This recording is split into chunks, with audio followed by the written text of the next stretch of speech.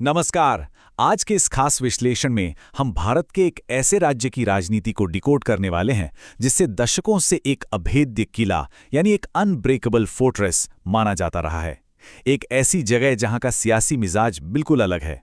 और हाल ही में यहाँ एक ऐसा भूचाल आया है जिसने सबको चौंका दिया। तो चलिए सीधे चलते हैं तमिलनाडु की उस कहानी में जहां एक बड़े दाव और एक नए चेहरे ने पूरे सिस्टम को हिला के रख दिया।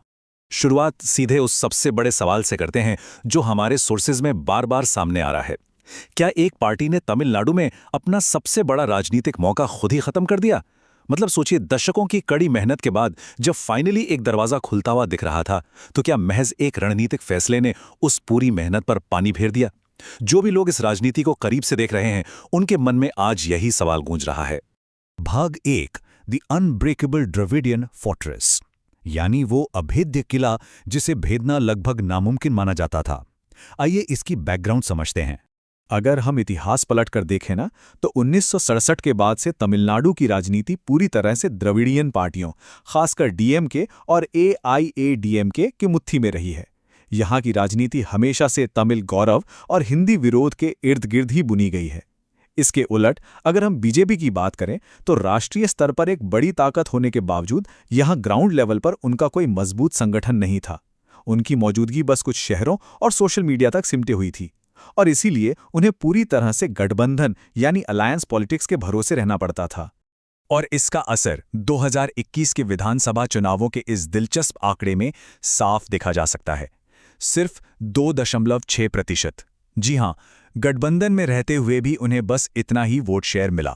असल में एक दशक से भी ज्यादा समय तक ये आंकड़ा 2 से 3% के बीच ही अटका हुआ था। ये नंबर साफ बताता है कि किसी बड़े कैटलिस्ट यानी बदलाव लाने वाले चेहरे के आने से पहले वहां की स्थिति कितनी रुकी हुई और मुश्किल थी। भाग 2, अन्नामलाई एंटर्स द फ्रे। इसी ठहरे हुए माहौल में एक ऐसी एंट्री होती है जिसने पूरे इकोसिस्टम को सीधे तौर पर चैलेंज कर दिया।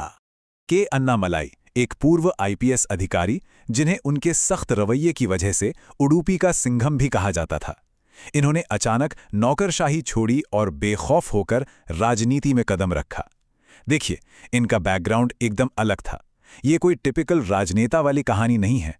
ये कहानी है एक ऐसे इंसान की जो अपनी आक्रामक बॉडी लैंग्वेज और बेबाक अंदाज के साथ उस डिफेंसिव पार्टी के अंदर एक ऐसी जबरदस्त एनर्जी लेकर आया जो पहले कभी नहीं देखी गई थी। अगर हम पुरानी और इस नई रणनीति को आमने सामने रख के देखें तो फर्क बिल्कुल साफ है। एक तरफ वो पुरानी डिफेंसिव अप्रोच थी जहां ज्यादातर टाइम दूसरों के बयानों पर सफाई ही दी जाती थी। लेकिन फिर आता है अन्नामलाई का दौर, एकदम अग्रेसिव। अब उनका टारगेट सिर्फ किसी का जूनियर पार्टनर बने रहना नहीं था, बल्कि खुद को एक इंडिपेंडेंट फोर्स बनाना था। बंद कमरों और सोशल मीडिया की बहसों से निकलकर जमीन पर लाखों की रैलियां शुरू हो गईं। भाग 3, एक ग्राउंड लेवल ट्रांसफॉर्मेशन। अब जरा देखते हैं कि इस आक्रामक रणनीति का जमीन पर आखिर क्या ठोस असर हुआ।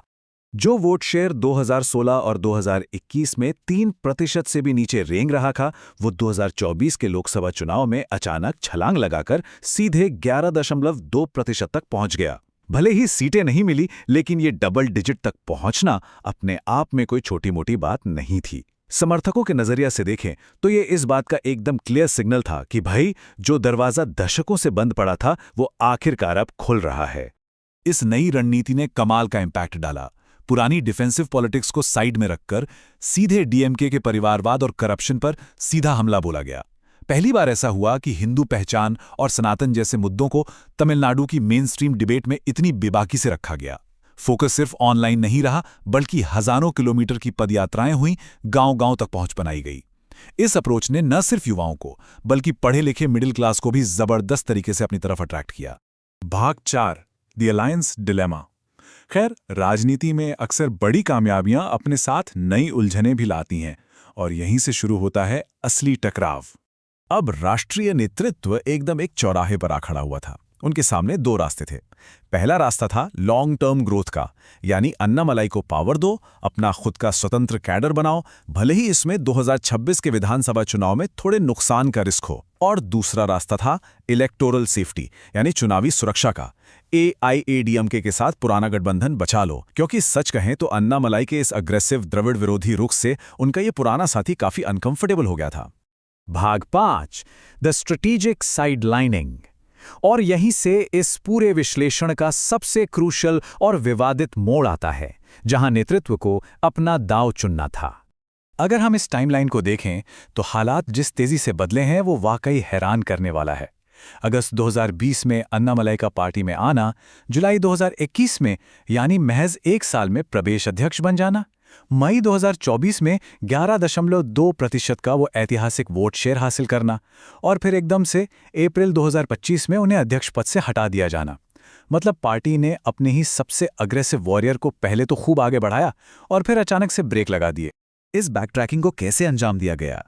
देखिए, गठबंधन को खुश करने के लिए अन्नामलाई की जगह नैनार नगेंद्रन को लाया गया, जिन्हें अलायंस फ्रेंडली माना जाता है। ऑफिशियली इसे बस एक नॉर्मल ऑर्गेनाइजेशनल रीशफल यानी सामान्य फेरबदल का नाम दिया गया।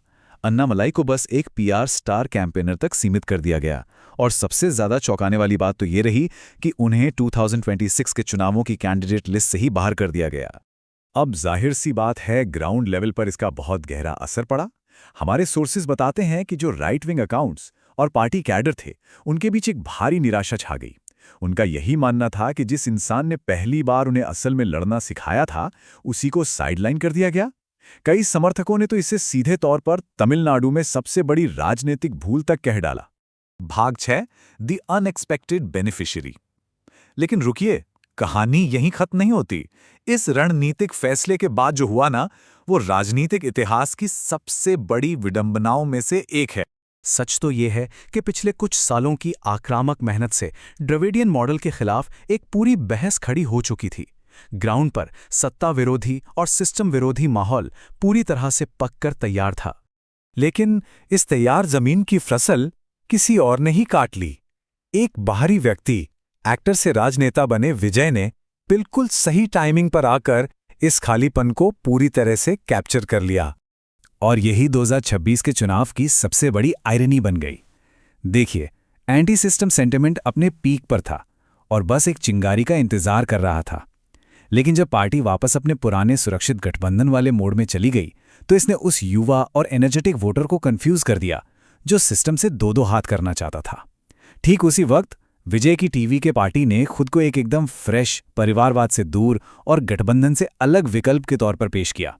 नतीजा, पिछले कई सालों में एक आक्रामक नेता ने जो इमोशनल और पॉलिटिकल वेव तैयार की थी, वो पूरी की पूरी विजय के फेवर में शिफ्ट हो गई। तो फाइनली ये पूरा विश्लेषण हमें एक बहुत ही गहरे और उकसाने वाले विचार पर लाकर छोड़ देता है। क्या लॉन्ग टर्म इंडिपेंडेंट ग्रोथ के बजाय शॉर्ट टर्म सेफ अलायंस को चुनना वाकई सही फैसला था?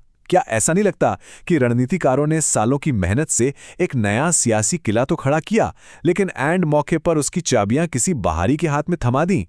खैर, ये एक ऐसा सवाल है जिसका जवाब आने वाले कई सालों तक तमिलनाडु की राजनीति की दिशा तय करेगा। इस विश्लेषण में हमारे साथ जुड़ने के लिए बहुत बहुत शुक्रिया।